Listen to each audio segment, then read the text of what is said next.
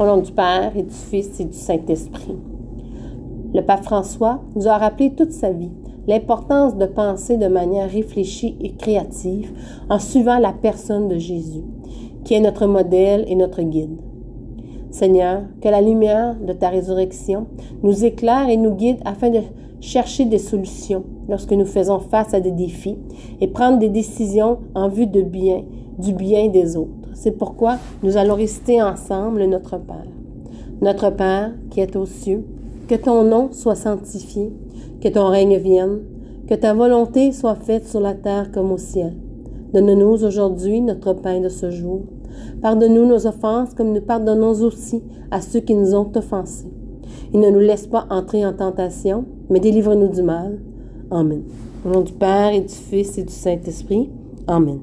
C'est moi, c'est nous, c'est qui l'on est. Samuel Genet.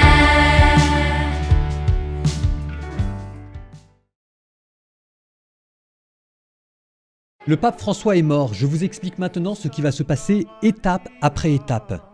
Dans l'urgence, lundi, il y a d'abord eu 1. Le constat officiel du décès du pape. 2. La mise sous scellé des appartements pontificaux pour que tous les documents sur lesquels travaillait le pape et qui n'ont pas eu le temps d'être promulgués ne soient pas rendus publics. Et 3. La destruction de l'anneau pontifical dans une même logique. Tout ceci a été conduit par le cardinal Camerlingue, Kevin Farrell. C'est lui qui, en ce moment, est à la tête de l'Église catholique et qui assure l'interrègne.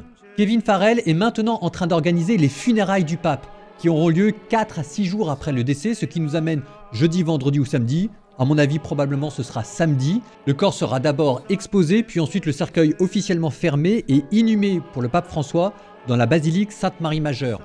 En même temps et en ce moment même, avec les funérailles, le cardinal Farrell est en train d'organiser la succession du pape François.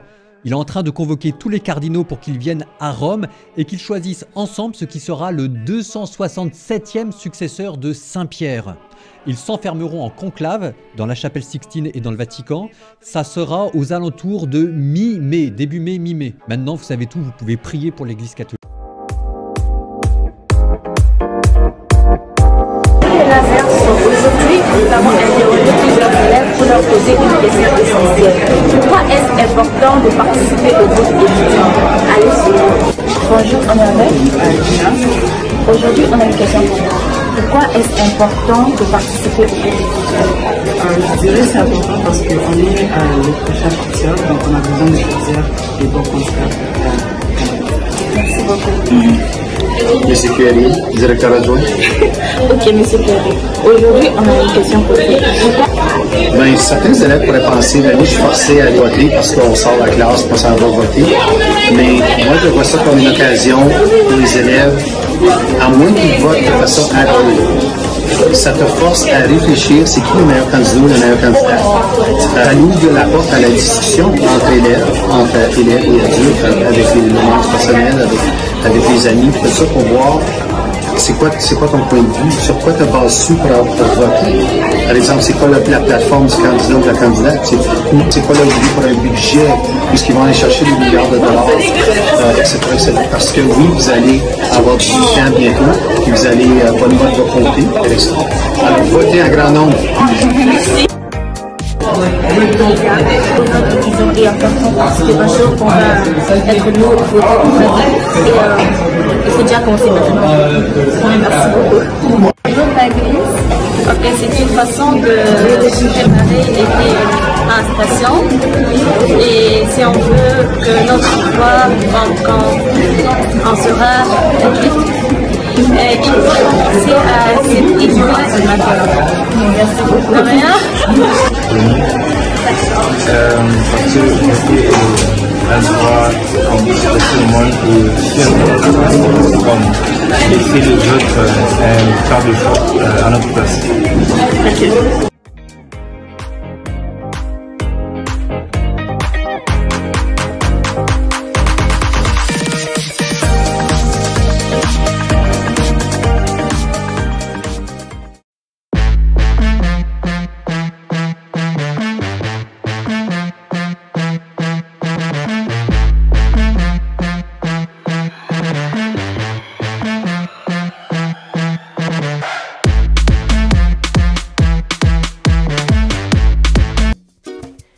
Le mardi 29 avril, c'est notre journée multiculturelle.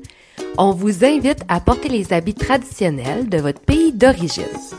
C'est l'occasion de mettre en lumière vos racines, de partager les couleurs, les tissus, les histoires qui font partie de vous.